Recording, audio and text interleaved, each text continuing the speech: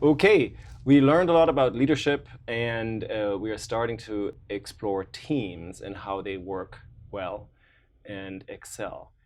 What we have learned already is that communication is central, the quality of communication. So we're going to dissect this a little bit more in this exercise. So thank you for being here with us. We're going to do this Lego exercise, and what we're going to do is that you have a set of Legos, and you have the exact same set of Legos. And what we're going to do now is like you're going to design a product, right, with the Legos. And then you're going to share this, an image of that design with you.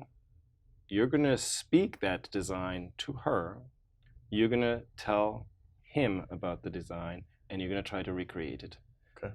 The one thing that happens now is you can only talk to her. You can talk to her. You can talk to him. There is no possibility for communication back. So that's why you also cannot listen. So I ask you to please put on these, what do you call them? Headphones, mufflers, whatever, something like that. Okay? And we have you with us to just observe what is happening. What do you see that is sort of happening in terms of communication? What's the problem? What is working well, etc. Okay? So we're going to get started. You just take it away.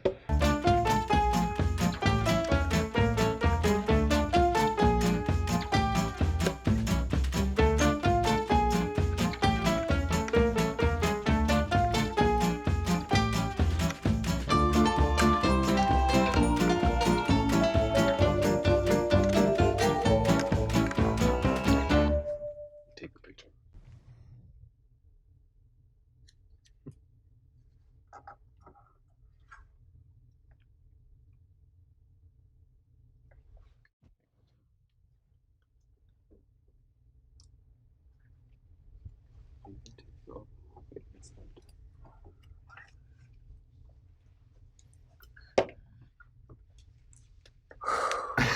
All right. So I just explain it to her. Okay, it's kind of in the shape of like a person. Okay. And that there are arms and legs and like a torso and a head with some eyes. Okay. It's like Mega Man or something. Yeah. The arms are not very big. Neither are the legs. Most of it's the torso and the head. Okay. Are you ready? I need to not listen. All right. So it is a person Lego, a larger torso, shorter arms with longer legs, and a medium-sized head. I'm not sure of any colors yet, but bigger torso, longer legs, shorter arms. Okay. Let's start making the head. Okay. You're going to take a medium blue and a light purple, and they're kind of just sitting next to each other. They're not attached. Okay. But there are these two medium blue blocks that kind of look like eyes, and those go on either side, one on the blue and one on the purple. So I guess, may I let her explain that? Okay. Okay. Wow. It's going to be a long process. Oh boy. Are you ready? Okay. Okay. For the head, it is a medium blue and a light purple. And I was told they were kind of laying next to each other, but not attached.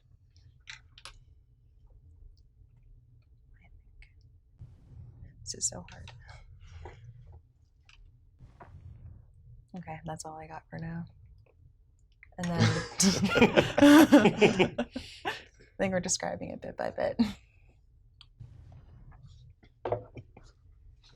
All right, so the arms are dark blue. Mm-hmm. They're kind of probably the largest size of the dark blue. Mm-hmm. And then on the end of them are two little dark blue Legos.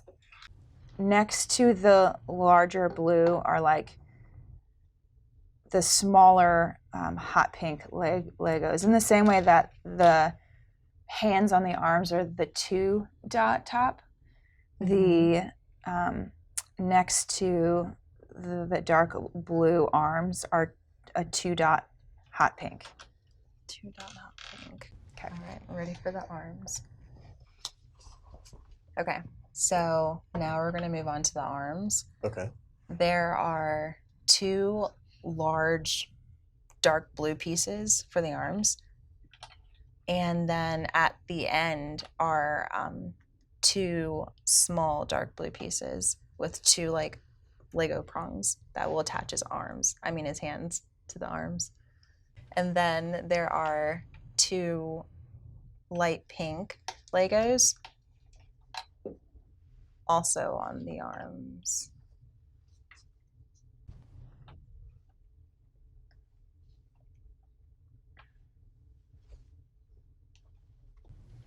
Holding the arms together is a 4-dot dark pink and a 4-dot light blue.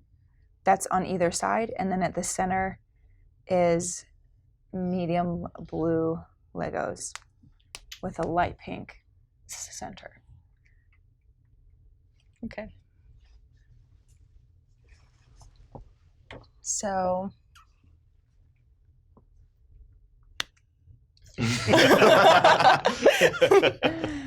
for the arms, there is a 4-pronged Lego with 4 pieces on it, I believe, that's connecting the dark blue pieces together on both arms. Does that piece exist? Did I describe something that existed? I think there's a light pink 4-pronged Lego piece in the middle, and then there's a 4-pronged Lego piece, purple one, that's on either side of the arms that connects the 2 dark Lego pieces. That's all I got.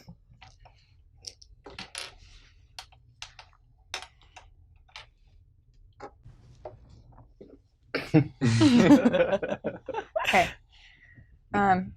Boy. Under the center of this Lego man, the center is blue. The center is medium blue.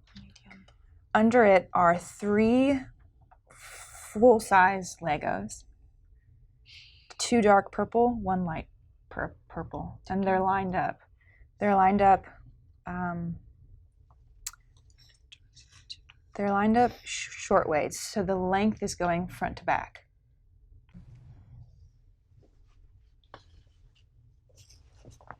Okay, so for the legs, you're going to have 2 dark purple Lego pieces and then 1 light purple Lego piece, all next to each other. So dark purple, light purple, and they're all going to be stacked vertically.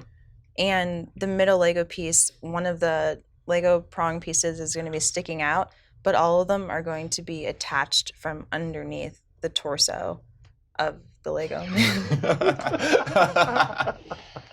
This all made sense when I was saying it out loud. All of them lined up vertically, attached underneath the torso, and the middle one hanging out. I'm so sorry.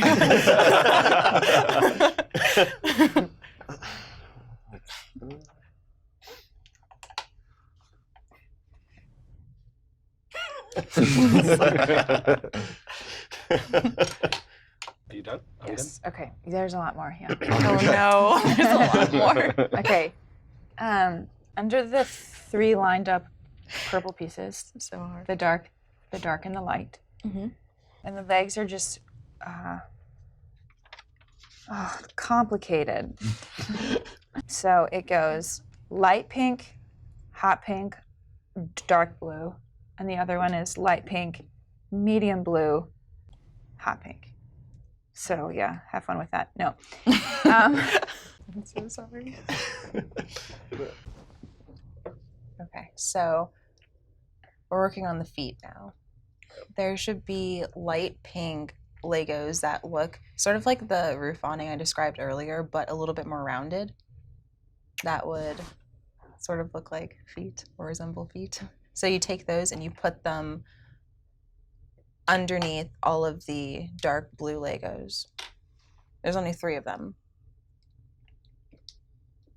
And then that's it. I have to listen for further instruction. Oh boy.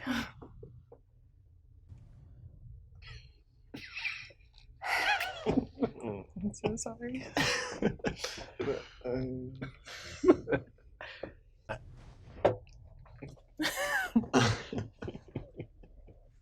The head is quite complex, but the head is almost all blue. And the thing to note is that there are 2 eyes at the front of the head and 2 eyes at the back of the head. 2 light blue eyes at the front, 2 light pink eyes at the back. The head is square. And they're at the bottom, and then there's light blue and dark blue blocks on top of that, with 1 pink on top. Okay. So now I'm going to describe the head. The head is all blue blocks. It's square. And it has 2 eyes in the front and 2 eyes in the back.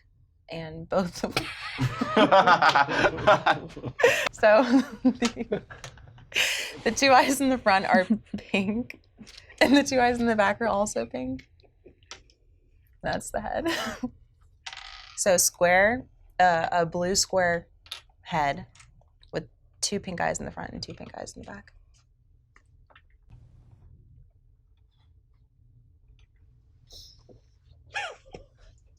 All right.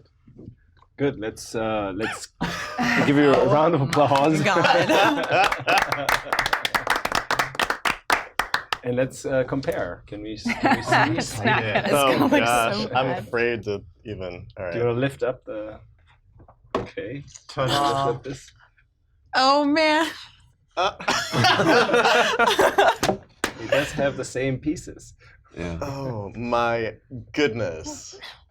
That's my fault right there. No, Well, I think we're. This is, man. I think, a tough Okay. exercise. So maybe I we see. can just turn into having a conversation, starting with your observations in terms of what did you note in the process? Just anything that you. Yeah, I was curious. It was built from the legs up, Yeah, I noticed that. but I noticed when we were describing it to each other, I don't know, I guess we started with the torso, and then we went to the arms, and then we did the legs, and then we did the head. And there was a certain degree of one thing had to be built before the other thing, but we were building the thing that required something beforehand before that thing that it required, which I thought was a little interesting because you didn't know how it was built and how it went together. You just went on what you saw. And then you started to pick up on a terminology for the type of Lego, the 4 top versus the 2 top, etc. But that was sort of discovered as you were going, I think. You pointed out that at a certain point you 2 started talking to each other instead of doing the one-way conversation. And I caught that you picked up on hearing some of the description because you went back and corrected. It's not on top of each other, they're next to each other. Anyway, let's move on, and quickly glossed over that, which I guess if we're modeling a chain of command and designing something, doesn't work, but I guess in this room it works.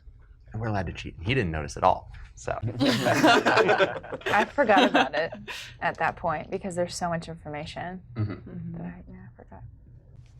Well, let's maybe start. Like, how did it feel for you? How did it feel for you? I felt like it was very hard because I wanted to ask her a lot more questions, and then I would catch myself and be like, oh, I can't talk to her. But after seeing my result, I know that maybe like what you said made a lot of sense. If we knew how it was built, we would be able to like start from one spot and then build up, or build from left to right, or vice versa. But it was just really hard because we couldn't talk to the person in the opposite chain of command. So. What about you? Or, I mean, Well, what was it? What was it for you? It was like? interesting because there was no like set vocabulary. So in my mind, this is like a 2x1, or this is like a 2x2, and it was interesting hearing that difference of just kind of trying to communicate without like a defined vocabulary, so that we we shifted just definitions of things along the path, which was interesting. Okay. Interesting. How did it feel for you?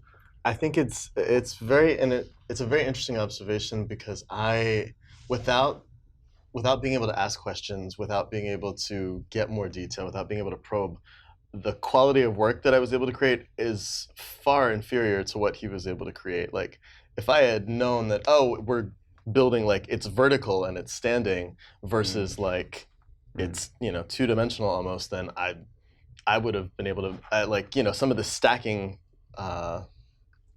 you know, description would have made a lot more sense. But I'm trying to stack, but I, you know, like you said, I couldn't stack because we started like with the middle and then we went down to the bottom and then the top, and I was like, well, yeah, none of it's gonna stack well. So when you were describing like it's on top of one another, I was like, oh, all right. So I got this delay there because like, I didn't know how else to attach it. But Also, I built it more with function in mind than color. So it was really interesting how much we concentrated on color because like there was no logic to me putting these colors here. It was more of like, I want this to happen and this is the piece I have. Which I found hard. If the legs Right. had all been the same color, or if like the two shoulders had all been the same, that would have been easier to explain. To explain, definitely. But right? yeah, it was hard to. Yeah, you did an amazing job. Yeah. With what you were given, right? Also, you only off had of a picture. Two pictures. Two and pictures, there's a lot of right? stuff like Yeah. the big piece. I don't know if you even saw the big piece in the picture. So I couldn't even see that. yeah. Although speaking of color, I noticed in the first description you gave a description of how to start building the torso, and then said, "And I'll get back to color." But if he's going to build the torso, and then you're going to tell him the color later on, it doesn't work. But you corrected that later on. You realized that didn't work. And I noticed towards the end you also gave instructions and went, "Okay, I'm going to repeat that," because you realized that it was a lot of stuff to keep in mind, even though you weren't getting the feedback of, "Can you repeat that?" You realized that you ought to. Yeah. Yeah. I think it was hard. One of the things I observed that I established it as dark pink, and then I called it hot pink throughout almost the whole time, which I think was confusing. Another thing that was challenging was just knowing where to start, like having a lot of information and not knowing where to begin communicating it, and kind of how to lay a foundation that we could then move forward with having established everything. And that's what it is. That's communication, right? And we forcefully sort of interfered with the typical human communication that would make it much easier for you to potentially ask questions, right? For you to come back with what is unclear and maybe clarify some of these things. And so it's obvious that it's very different, and it's just 4 degrees of separation in some way, not even, right? And images help us in some way, but then spoken language is typically what we rely on, and still it's so hard, right? And I think what was hard, what you were describing, is that naturally we want feedback loops, right? We want to ask, we want to clarify information, what we have understood. Sometimes we don't. Sometimes we think we understand and we don't ask for clarification and we still do it and we think it's so clear and it may be something completely off, right? So this is in some way to illustrate how hard communication actually is and how much you need to focus on doing it well. Because naturally, yes, there are some ways that we as being social want to do, and that is ask more questions and sort of be in communication all the time.